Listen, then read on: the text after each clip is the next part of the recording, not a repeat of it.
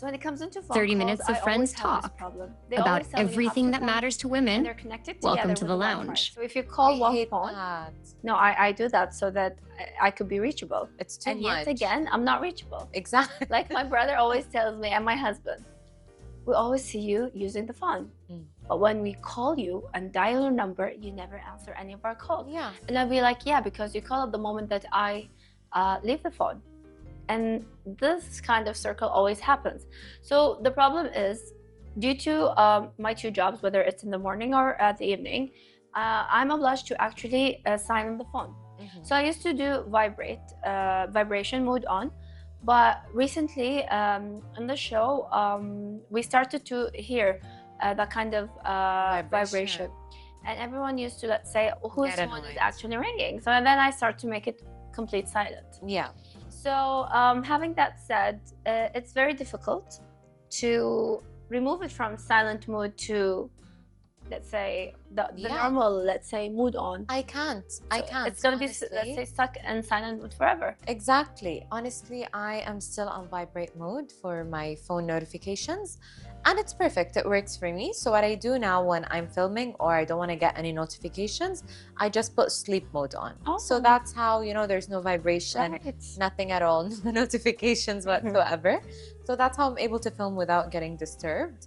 But other than that, I need the vibration because I'm not going to miss my deliveries. I'm not going to miss my food delivery. I'm not going to miss my packages.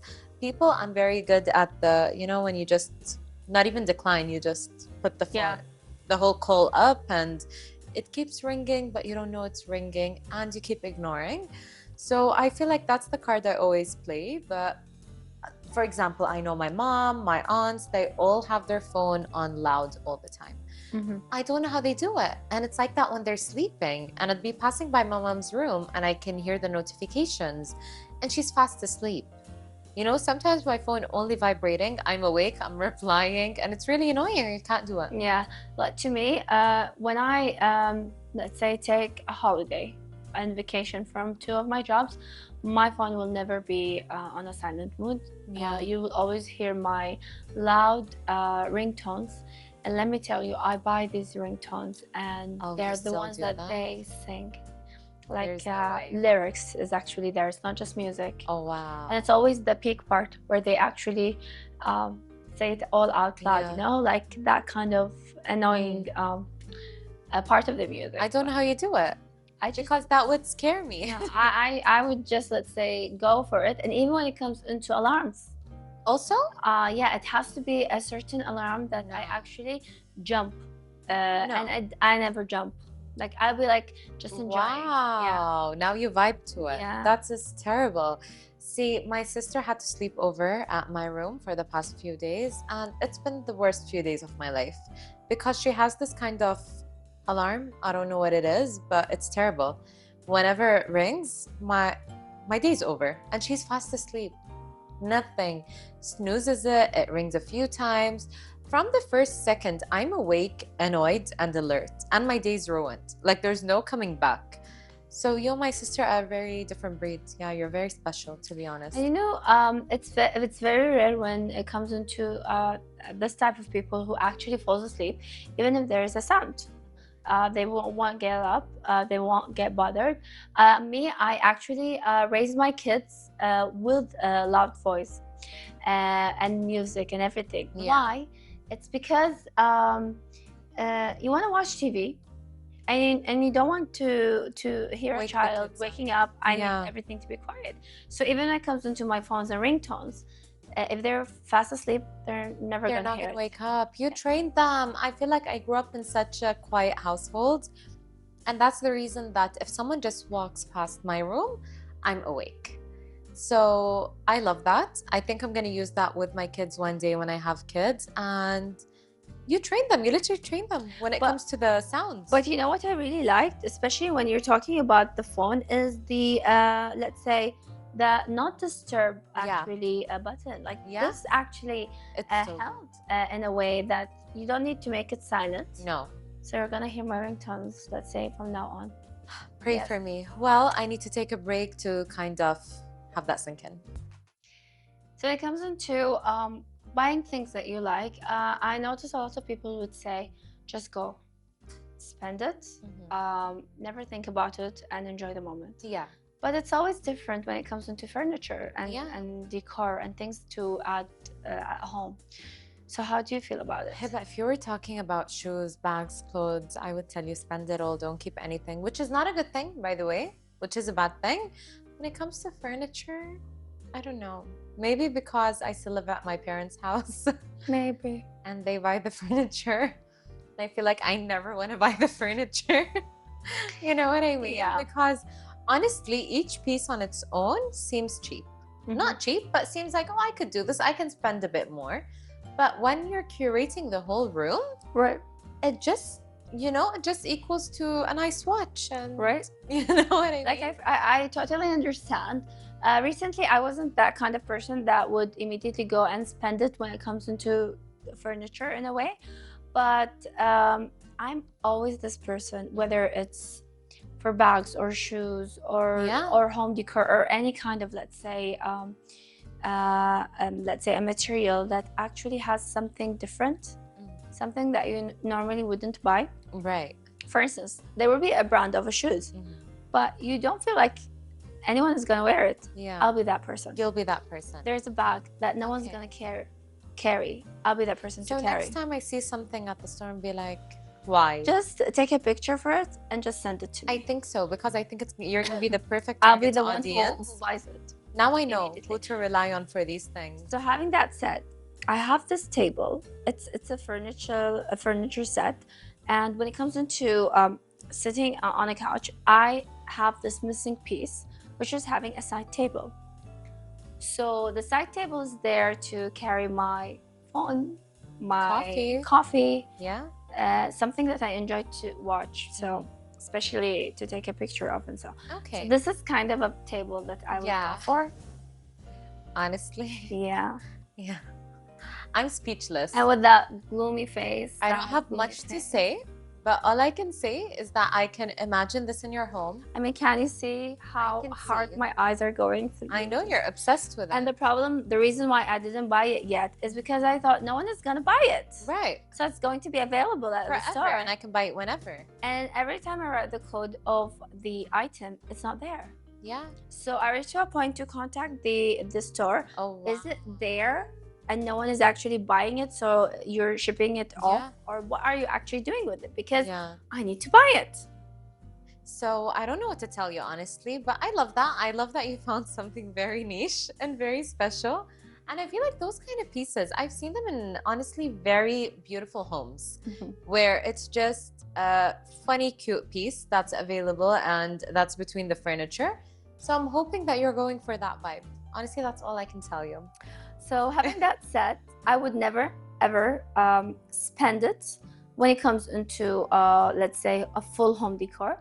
But you know, these kind of items, you would always go for. Like I would stay without money and will be without food for maybe let's say for time, that side table, because I would be like, it's worth it.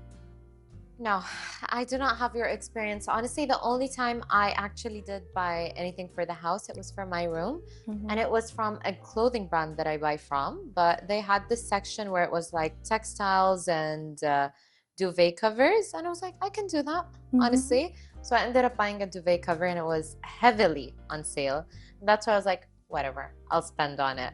Other than that, I'm going to be like, Mom, you know, this furniture needs to be changed. I mean, mentioning that thing, when it comes into a clothing store having, let's say, more of a home decor items and set, I would never buy from them. Really? Yeah, it's like my brain is already systemized that they're for clothing. Yeah. They wouldn't understand anything when it comes to furniture. Yeah. So I wouldn't trust them when it comes into that. Even for small decor pieces. Yeah. I like, oh, they're so cute and nice, but yeah, they're from this brand. So I prefer to go to a certain brand that sells furniture. I promise you, I'm going to sell you on a place that I'm pretty sure you've been into so many times. And that's where I do end up buying stuff. But again, I buy them on the app on sale. And they always have it very cheap. Sometimes buy two, get one free. I love that. That's the only thing I'm comfortable spending on. I'm going to get you hooked on it. But let's take a quick break, Hiba. Hiba, my hair ties to me are very important. I have different types. I use them for different things, and I get really angry when they're sold out. So I'll tell you which ones I like and which ones I don't. But what is your preference for hair ties? Well, to me, it's always the normal basic one, the one that I actually even wear it alongside with me. Like, I don't know, like I've tried many, and I felt like these are the ones that are trustworthy. Nothing's gonna happen. My hair is not gonna fall. It's not gonna, let's say, slip through my hair. Nothing is gonna happen. I can use it for self-defense in a way that you can say. I never thought of that. But yeah, that's very true. And now I'm starting to remember traumas because of you. And yes, you just yeah, you keep that. Honestly, survive in case you need it. Okay, there's a lot on the market, and lately scrunchies have been trending. I'm not a fan of them. Let me show you what I mean by scrunchies. Yes, please, because it's something new to me, like talking more about. So these are scrunchies. Okay. And they're usually really big, and you can really see them on the hair. I'm not a fan of them, honestly. I feel like they're too big. I don't know. I'm not a fan. There's too much material. Yeah. I honestly prefer the normal hair ties if I have a ponytail. But if I'm doing a bun, I try to be a bit more, I feel like, respectful to my hair. You know, if I can respect it a tiny bit further, I try to. So that's usually when I use the silk slip hair ties. But honestly, they don't work for ponytails. They only work if I'm actually going to cover them with a bun. Or when I braid my hair at night, or when I want to have a loose ponytail at home. But there's so many times. There's also, I think, the spiral one. Yes. What is it called? I'm not sure. I think it's coil or... Coil, yes. At a point, they were saying that it's very healthy for the hair. But I didn't have that experience. Yeah. But to me, it always slips. Like, especially when you go to the gym, you tie it all up, and then suddenly you're like, what's wrong? Like, where is it? Exactly. Having that kind of, let's say, since you mentioned scrunchie, is it? Scrunchie one. Yes. So I've seen people who actually bought it, thought it was suitable for them, and then they end up having it aside at home. So they started to use it more of a recycle way. Yeah. So there is this rubber, let's say, shoe that has more of a fold in a way. Yeah. So they used to open it, cut the fabric. That's with the scrunchie one. Take off the rubber band inside, and then just cover it with the slipper itself. That actually becomes more of a, let's say, gives them more of a vibe when it comes into that set of shoe. So people started to do that. That's perfect. Honestly, I love when we reuse things. Something I've noticed I do, instead of going to the kitchen and having to get one of those clips to close up a bag of chips, I just use a hair tie. Yeah, that's I love doing that because I always have hair ties lying around, bedside table, behind my bed. There's always hair ties. So I love that we are reusing them, especially that sometimes you need a new hair tie. Right. You know, after a few uses, they become a bit too loose or not to your preference and thickness of your hair. That's when I'm repurposing them. I'm not gonna lie, my cat steals them too. He likes to play with them. Perfect. He's a naughty cat. He's a naughty cat. He does not like his cat toys, and he ends up playing with my hair ties. So I feel like there's always a way. You must have been losing your hair ties a lot and finding them here and there. All the time. But I'm starting to know where he hides stuff. So if he's not playing with anything he steals, he ends up hiding it. So now I kind of know, I think 2 out of 5 hiding spots. So one day I'm going to go to the graveyard of all my things and all my hair ties and retrieve everything. But yeah, I feel like now we have so many options on the market, Hiba, when it comes to hair ties. Things that we use for our very tight ponytails, others that we use just, you know, for a very quick updo, and things that help us preserve our hair too. Before, I don't think we had that culture. It was just a hair tie and whatever. I mean, it was a very bad culture, reminding ourselves about our parents and how very aggressive they were when it comes into tying our hair. Always wanted to be neat and precise, using different, let's say, ties. Right. I mean, I remember there was an elastic. It's a more of a elastic or a rubber band, but it had more of heavy, let's say, balls, and it was disastrous. Definitely. Yeah. Well, that brought back a lot of childhood traumas for me. Let's take a quick break, Hiba. Hiba, when it comes to my day off, I have 2 different types when it comes to what I would ideally like to do. Some days, if I just left a very busy week of filming, I don't want to do anything. I just want to stay in bed, have coffee, watch something, play games on my phone, and just be a child, honestly. Like, no responsibilities or anything. But I also have the other side of me that wants to wake up, have her coffee, and go straight to the mall and buy stuff that are not for work. Okay. Buy stuff that I would enjoy for my personal life. So, not my weekly shopping trip that I have to do for being on TV or going to the office. No, things that, for example, perfumes, makeup, fun clothes. So these are my two types of days. But I know with both days, I do end it with a cruise in the car with a friend and coffee. Okay. Yeah, what's your ideal day? Well, being a mom that you don't have a day off, Right. but if you have a day off, I mean, it's always between going outside with the kids and enjoying your time since we're really busy. But let's say not being very idealistic in a way, sometimes you really need to spare yourself, even if it's for a couple of hours, just go and enjoy your time. So yeah, I feel like I would go out with a friend for a coffee. I would go to a very crowded, busy place where I could see people and notice what they're doing. Let's say spotting people out, you know, what they're wearing, what they're doing, how is everyone, talking, being more of a judge, you know, where you actually sit in the coffee shop and the cafe where there's a table and people, they'll be like going and back and forth in a certain mode. Yes. So I would do that. Like when I see these people sitting and staring, I would say they're more of the retirement style, you know, where you actually sit and watch everyone going there not having any goal. They're not talking. They're not doing anything. They're just there chilling. So to me, a perfect day off would be actually having a spare of time to be there, to have actually a place in a very good table and watching everyone around. So you like to experience retirement? Yes. On your day off? Yes. That is so genius. You are preparing really well. Also, it kind of helps you get through the week, to be honest. So I love that. I'm honestly going to try that very soon. Yeah. Because I cannot stay on the table or anything or stay with my friends if we finished food, if we finished coffee, if the conversation is dead, time to leave. Yeah. So I never experienced this where I just sit and people watch. But actually I have. I used to travel a lot to London alone and I used to people watch. So kind of same but different, I guess. Maybe I think it's more of a different concept, like because you're saying like traveling and staring at people, but it's different when you're thinking as a retirement stage, you know. Very different.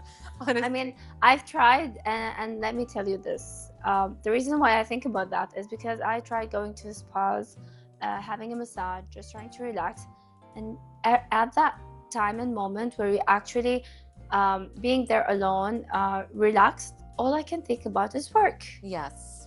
And I'll be like, why am I thinking about work? Especially that you're scheduling it before work. Yes. So I'm like, it's the time for me to relax. But you're thinking about today's work, tomorrow's work, what happened in the morning, what you're actually doing tomorrow. And I'm like, no, this is not something that I would do in a normal day off, because it will actually connect me in a way to think. So I need to actually sit in a place on a table, look at people, not think about anything, not do anything at all, just switch off my mind, my brain, my thoughts and everything. I honestly really love that, Hiba, because I find myself doing the same thing on the weekends, that I'm overthinking about the week coming up and if I have enough clothes, if I need to shop, if there's any errands I need to run before I get really busy. And it's all connected to, you know, starting the week, going back to filming, going back to the office. So I feel like you have found this little trick for all of us, especially that I know with the kids, it could get hectic for you most of the time. And you don't have the luxury of just, you know, sitting in peace and having coffee without... Never mention coffee and kids in the same place. Never. Please explain. Like nowadays, my daughters are like, when they see me sitting on the couch watching let's say a series or something, they be like, "Mommy, please, can I press the machine so I can prepare for you a coffee?" Wow. And you'll be like, no, don't even think about it. Yeah. Because there's a lot of process to go there, but yet again, everything is gonna happen within the right time. So talking about time, how about we take this quick break? So Rita, when it comes into wearing jewelry or accessory, I've noticed people in a way they don't like to mix most of what they like to wear, especially if it's more of let's say mixing a brand with gold and diamonds and things like that. But to me, I would always think that it depends, because some pieces actually do look very great when you're combining with different colors. And it could actually boost the look as well when it comes into having that. Definitely. I was before team gold or silver.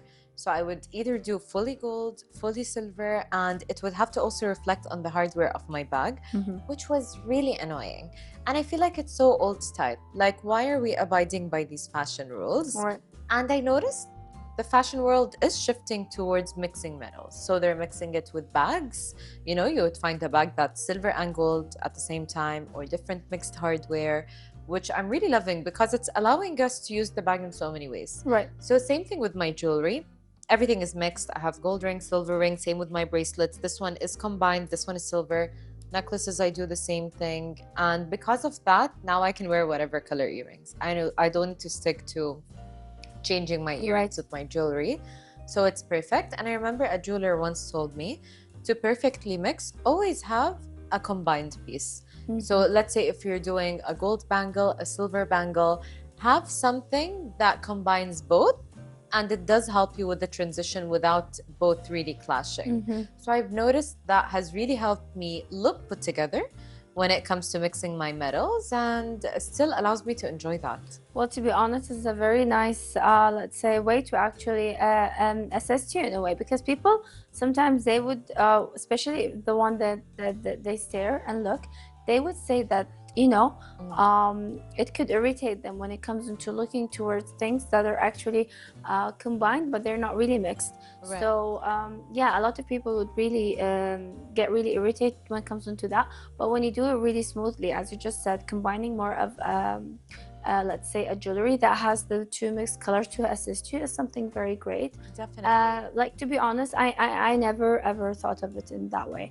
I could wear gold and I could wear silver, or I could wear, let's say, diamonds when it comes into mixing. Exactly. And I wouldn't really think, because I'd be like, I like the earrings, but I want to have my gold, let's say, necklace. Yeah. And some of my friends would be like, yeah, but it's not really going along. And I'd be like, yeah, but I like it. I like it. To me, yeah. I like it. So if I like it, I feel comfortable wearing it, I'll just go and wear it. And to me, honestly, that's nicer than going matchy-matchy. I feel like being so matchy-matchy is so cliche.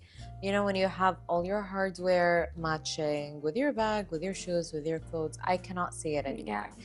You know, at a point, I remember my friends would also match the nail polish to the outfit. And like, no, I cannot wear that outfit because of the nail polish. And I'm like, I'm the exact opposite. If my nail polish does not clash with my outfit, and sometimes my jewelry doesn't clash with my outfit, it feels wrong, because then it feels like it's awkwardly flowing. Yeah. You know, when something is too perfect and there's nothing about it that's attractive or makes you want to look at the outfit details, that's how I feel, to be honest, Hiba. But yet again, we're talking more about what people actually do like to wear and not like to, let's say, match in that sense.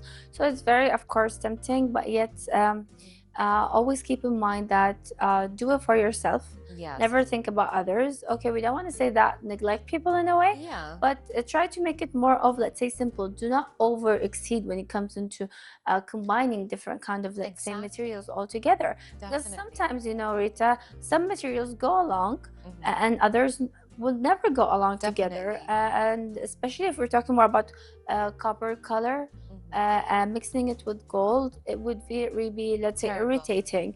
But there is, let's say, for instance, 18 karat gold, mix it with that kind of, let's say, color, it would give that beautiful, let's say, combination together, not being emphasized on that kind of yellow color and well. Definitely. So even when it comes into silver, diamonds, yeah, I feel like in the end it's something that depends on you when it comes into applying and using it.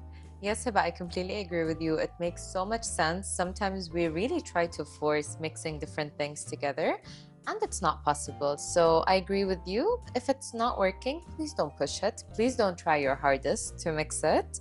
And just stick to, I would say, 18 karat gold and silver. Don't do 21 and silver, please. especially not 24 in silver. Right. And you know what? If you want to stick to not mixing and you still haven't found the balance, of course, stick to that. But Hiba, let's take a quick break. So, you know, when we buy things and we say they are very useful, but they end up being not really that useful. Yes. But again, they're tiny, they're cute, and you actually keep them with you. So to me, this kind of things, we could say it's useful, unuseful in a way. They are the chains that you add to the bag. And I have a collection of mermaids. I love mermaids. Yes, I've seen them. If my bag doesn't suit a mermaid, I'm gonna make it suitable for a mermaid. And people would ask me, like, why do you have them? I would be easily saying, you know, you can add things to it, car keys or whatever, though I don't never add them because there's no space to it. Yes. And it could ruin the look. So, but you're trying to justify. Yeah. I have, let's say, a Lego mermaid. I have a rubber mermaid. I have many kind of mermaids collection in that kind of sense that I actually think they're useful. I honestly love that for you. And as soon as you mentioned it, I remembered your bags and the mermaids. I've definitely spotted them. And I like that. Now, at least if you ever tell me to grab your bag, I'll know which one to grab. I'm going to be pretty sure that there's a mermaid on it. Honestly, something that I thought would be useless, I'm going to switch it for us, but ended up being very useful. You know the twillies you wrap on the handles of the bags? Okay. I always end up buying them for no reason. And I would think, you know, it's not useful, but then it ends up being so useful. I have some very granny looking bags, very classic looking bags, and as soon as you put the twillies on them and just charms too, just whatever is trending in the moment, it really gives the bag this different attitude and different style, and also protects the handles. So this is my, what I thought is useless but became useful. But for my useless piece, I would say, do you remember the monsters we used to have? Not the new ones. The old ones. The really old ones. The ones that I'm very okay, people would go back to them. Yeah. Honestly, it's a work of art. I'm not gonna lie. I don't have a collection, of course. I only have one because they were really rare to find. Although on the resale market, they are now available and they're really cheap. Like it's so cheap. Demand, if it's less, exactly. I'm gonna cry from the price that I bought it at, and I bought it outside of the store. So someone was reselling a brand new one, and it was triple the price. So now that they're selling for basically nothing, I'm sad. But that's my useless piece. But I love it so much, to be honest, Hiba. It brings me life, and it brings back that memory and that era. I mean, talking about that, it's very important to buy the things that you love. Never think if, let's say, they're actually useless or useful also at the same time. But I mean, to me, never keep it, let's say, on yourself. But go ahead, buy them, enjoy having them, and like, who cares if they're useless in a way? Definitely. So having that said, how about we wrap it up for today?